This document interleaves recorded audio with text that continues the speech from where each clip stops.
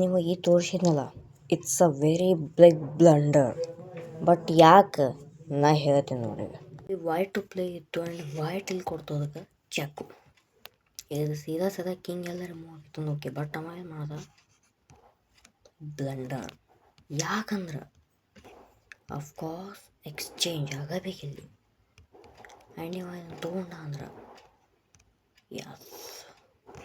And ಈಗ try ಮಾಡ್ತಾನೆ ಈ ಕಡೆ ಬರ್ಲಿಕ್ಕೆ, ಇದ್ರ ಮೇಲೆ ಅಟ್ಯಾಕ್ ಮಾಡಬೇಕು. ಈಗ ಬ್ಲ್ಯಾಕಿನ ಗೇಮು ಕಂಪ್ಲೀಟಾಗಿ ಮುಗಿದು ಹೋಗಿದೆ ರೀ. ಇಲ್ಲಿ ಅಂತೂ ಎಲ್ಲೂ ಅಲ್ಲಿ ಬರೋಂಗಿಲ್ಲ. ಇಲ್ಲಿ ಹೋದ ಅಂದ್ರೆ ಒಂದು ಪಾನು ಹೋಗೇ ಬಿಡ್ತು.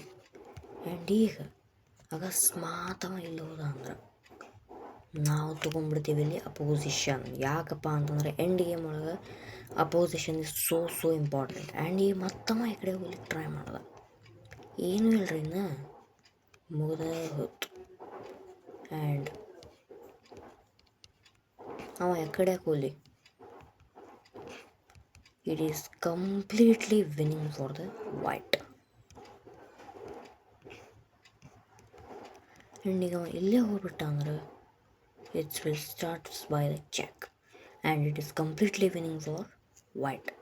ಯಾವ ಪೊಸಿಷನ್ ವೈಟ್ ಡ್ರಾ ಮಾಡ್ಬೋದಾಗಿತ್ತು ಆ್ಯಂಡ್ ಭಾಳ ತ್ರಾಸಾದ್ರೆ ಲೂಸಿಂಗೇ ಇತ್ತು.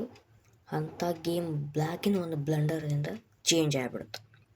So be careful. ಇಂಥ ಚೆಸ್ ಒಳಗಿಂದ ಒಂದು ಮೂವ್ ಸತಕ್ಕಿಂತ ನೀವು ಪೂರ್ಣ ಗೇಮೇ ಮುಗಿಸ್ಬೋದು. ಇಂಥವು ಬರ್ತಿರ್ತಾವೆ ಪಝಲ್ಸು. Subscribe for more.